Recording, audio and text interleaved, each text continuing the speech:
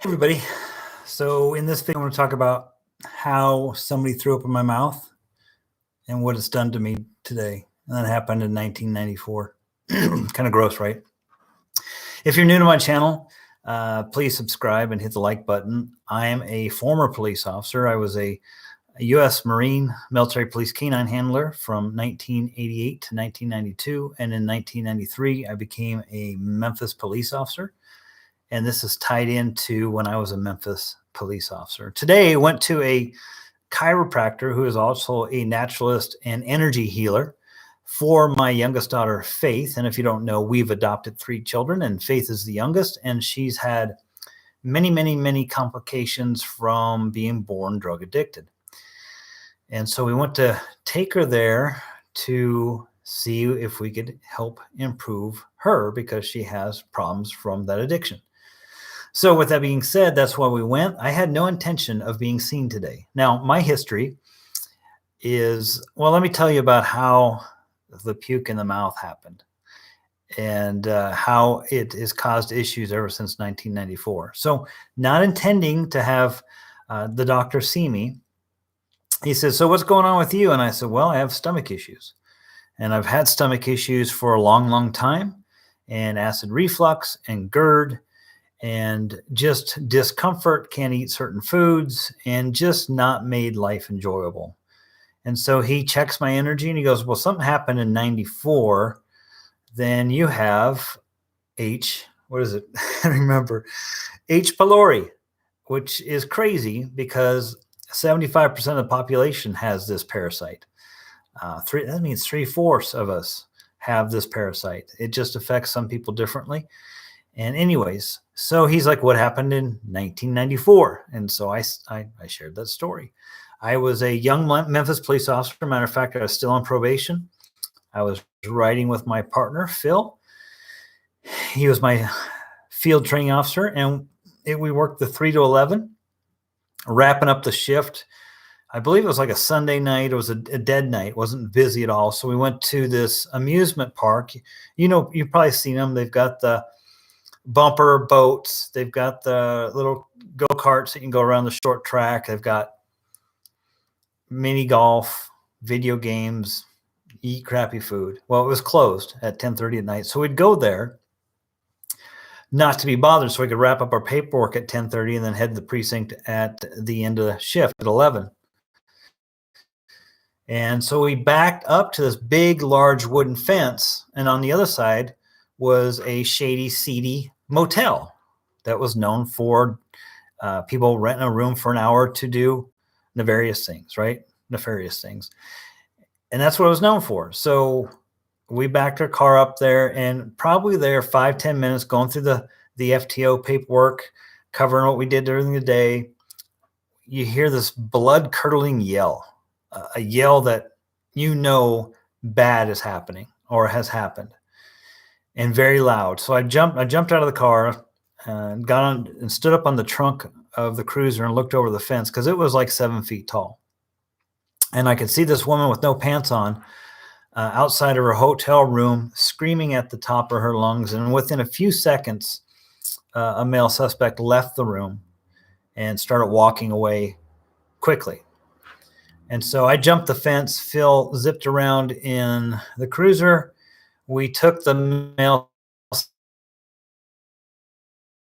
suspect into custody. Get him. She was saying something, murder, rape, screaming, still screaming, even though she saw us. We get him into custody. He fights us.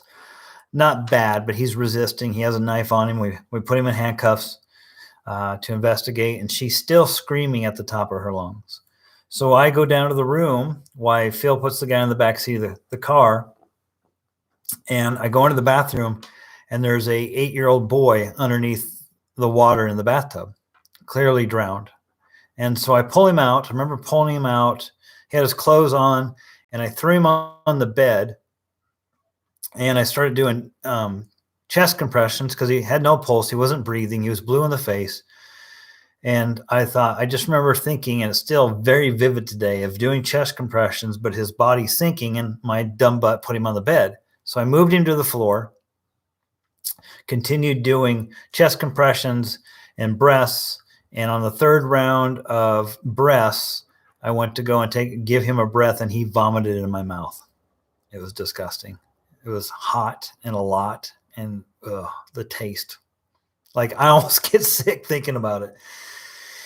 Anyways, we turned him on his side. We cleared him. Paramedics arrived, and he lived. And just doing my job, I was awarded a medal for that. But that was the beginning of stomach issues for me. The next day, I became very ill. I went to the hospital, and because I couldn't hold anything down, and I was dehydrated, so I went there and basically got some IVs, got hydrated again, and just stayed home for a few days and got better. But then started to have acid, not right away. Everything was gradual. Started to have some acid reflux, but not bad. Just when I ate certain things like pizza, was one of the things that would send it off, because everybody loves pizza, even including cops. About 9 months later, I'm having massive stomach pains. Like, it feels like somebody stabbed me with a knife in the stomach. And I'm massive headaches, and to the point where I called in sick. And at this point, I was by myself. I was at the East Precinct, and I actually called in sick. And I called in sick. It was a Saturday. And my then wife and child went to the zoo, and I was just in so much pain. I didn't know what to do. I just thought I needed to rest, right? Well, then I started defecating pure black liquid, and later to find out that was blood. And I was bleeding internally. I had 2 ulcers in my stomach. And I called 911 because I continued to pass out. But I do remember, before the ambulance came, I did make sure I had clean underwear on. That was important. Went to the ER, and I remember sitting there. Nobody was in a hurry. And then I remember blacking out, and my feet were being raised up, and my partner, Charlie, was there. God bless his soul. And the doctor saying, we got to give you blood. And I don't care if you want it or not. You're going to die if you don't get it. So I got 4 pints of blood. And I'm still thankful to this day, all the police officers that volunteered and gave blood to help me. At that point, I got an upper GI, and they showed me the hole. And ever since then, even especially after I left the police department in 06, I've had my stomach's just continued to get worse. And I've gone to doctors in California. I've gone to doctors in Nevada. And it's always been the same answer. And it's doing the test your poop, and it's the upper GI and the lower GI, which that's no fun at all. It's the breath test, it's the blood test. And nobody had a diagnosis. Nobody said, basically, it was just like, here's a purple pill, keep taking our pill. And, even though the pill has bad side effects for you, just keep taking the pill. Well, I've not been taking a pill for a long time. I've been doing natural stuff to control my alkaline levels, to make sure I wasn't acidic, but it was still, again, related to food. Well, today I go to this doctor for my daughter, and he says, you have H.PYLORI. I don't remember what the H stands for. I wonder if it says on this paperwork. H.PYLORI, which I said earlier that 75% of the population has, and it's a nasty little parasite. That's a picture of the parasite. And he folded back the top, because obviously he didn't want me to see what it was. And he's like, what of these do you have? He goes, I bet you have 8 or 9 of them. And I said, okay, well, I'll read you the common symptoms, right? Here are the 10 most common H. pylori symptoms. 1, heartburn and acid reflux, GERD. Already covered that. Diarrhea, constipation, flatulence, and bloating. Yes. 3, fatigue and low energy levels. Yes. 4, nausea and vomiting. Yes. Sometimes I'll just brush my teeth and I'll throw up. It sucks. 5, unplanned weight and muscle loss. No, not have that. Difficult losing weight. Yes. But I will say I've weighed the same since 94, 200 pounds. Hormonal symptoms, including mood swings and PMS. Yes, on the mood swings. Depression and anxiety. Yes. Gum disease, bad breath, and other oral infections. Nose. Blocked nose, painful sinuses, colds, and infections. Yes. And he did this without any tests. See, this is what I'm telling you. I don't care if you're a believer or not believer, but he tested my energy. He talked to my body, because he has intuition. And this is what my body told him.